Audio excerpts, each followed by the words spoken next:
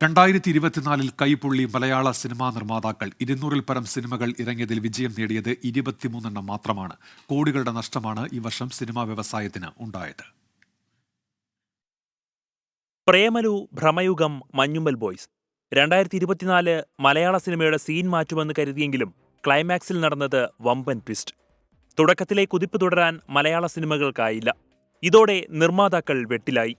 പുരോഗമന ചിന്തകൾ മുന്നോട്ട് വെച്ച സിനിമകൾക്ക് പ്രേക്ഷകരെ തിയേറ്ററുകളിലേക്ക് എത്തിക്കാനായില്ല. നവാഗത നിർമ്മാതാക്കൾക്ക് സിനിമകളുടെ വിപണനത്തിലും പാളിച്ചകൾ പറ്റി. കോസ്റ്റ് ഓഫ് പ്രൊഡക്ഷൻ വലിയൊരു ഫാക്ടറാണ്.